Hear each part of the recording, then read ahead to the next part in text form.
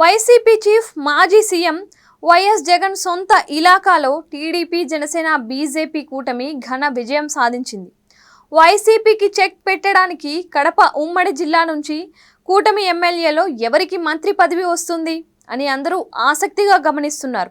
ఇక చంద్రబాబు నాయుడు మంత్రివర్గంలో మంత్రి పదవి ఆశిస్తున్న టీడీపీ బీజేపీ ఎమ్మెల్యేలో అప్పుడే టెన్షన్ మొదలైపోయింది. ఉమ్మడి కడప జిల్లాలో ఇటీవల ఎమ్మెల్యేలుగా విజయం సాధించిన టీడీపీ బీజేపీ నాయకులు మంత్రి పదవుల కోసం ఎవరి ప్రయత్నాలు వాళ్ళు చేస్తున్నారు. కడప అసెంబ్లీ నియోజకవర్గం నుంచి టీడీపీ అభ్యర్థిగా పోటీ చేసిన రెడ్డప్పగారి మాధవి ఎమ్మెల్యేగా విజయం సాధించారు. కడప నుంచి విజయం సాధించిన తొలి మహిళా ఎమ్మెల్యేగా మాధవి రికార్డు సొంతం చేసుకున్నారు. టీడీపీ కార్యకర్తలకు మాధవి నిత్యం అందుబాటులో ఉంటారని పేరుంది. మహిళల కోటాలో తనకు మంత్రి పదవి వస్తుందని మాధవి ధీమాగా ఉన్నారు. వైసీపీ అరాచకాలను ఎండగట్టి కడప రెడ్డెమ్మగా పేరు తెచ్చుకున్న మాధవి భర్త శ్రీనివాసులు రెడ్డి టీడీపీ పాలిట్ బ్యూరో సభ్యుడిగా పనిచేస్తున్నారు. మాధవి మామ రాజగోపాల్ రెడ్డి గతంలో మంత్రిగానే పనిచేశారు.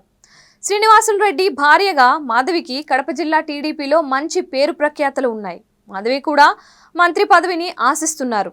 ప్రొద్దుటూరులో వైసీపీ మీద సుదీర్ఘంగా పోరాటం చేస్తున్న టీడీపీ నాయకుడు నంద్యాల వరదరాజులు అనూహ్యంగా ఎమ్మెల్యేగా విజయం సాధించారు.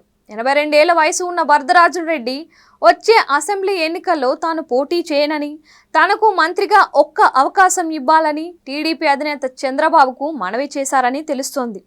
ప్రొద్దుటూరులో వైసీపీ అరాచకాలను ఎండగడుతున్న వరదరాజుల రెడ్డి పోరాటం గురించి చంద్రబాబు నాయుడు ఇటీవల బహిరంగ సభలో మెచ్చుకున్నారు. వైఎస్ జగన్ అడ్డా పులివెందుల నియోజకవర్గానికి చెందిన భూమిరెడ్డి రామ్ గోపాల్ రెడ్డి రాయలసీమ పశ్చిమ నియోజకవర్గం ఎమ్మెల్సీ ఎన్నికల్లో పోటీ చేసి విజయం సాధించారు. ఎమ్మెల్సీ కోటాలో తనకు మంత్రి పదవి వస్తుందని రామ్ గోపాల్ రెడ్డి ఆశపడుతున్నారు. రామ్ గోపాల్ రెడ్డికి మంత్రి పదవి ఇచ్చి పులివెందుల్లో వైఎస్ జగన్కు వైసీపీకి చెక్ పెట్టాలని చంద్రబాబు ఆలోచిస్తున్నారని తెలుస్తోంది.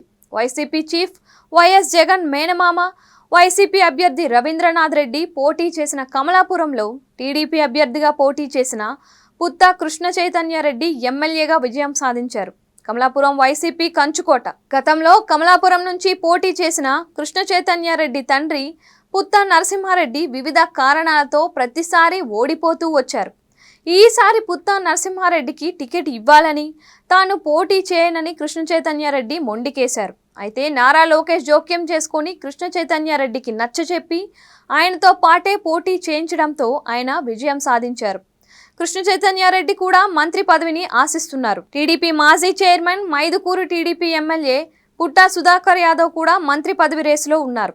సుధాకర్ వదిన యనమల దివ్య తుని నియోజకవర్గం నుంచి ఎమ్మెల్యేగా విజయం సాధించారు. ఎమ్మెల్సీ యనమల రామకృష్ణుడు కూడా సుధాకర్కు మంత్రి పదవి ఇప్పించాలని ప్రయత్నిస్తున్నారు. అంతేకాకుండా పుట్టా సుధాకర్ యాదవ్కు టీడీపీ అధినేత చంద్రబాబు నాయుడు ఆశీస్సులు పుష్కలంగా ఉన్నాయి. ఇక జమ్మలమడుగు నుంచి బీజేపీ అభ్యర్థిగా పోటీ చేసి ఎమ్మెల్యేగా విజయం సాధించిన ఆదినారాయణ రెడ్డి గతంలో మంత్రిగా పనిచేసిన అనుభవం ఉంది.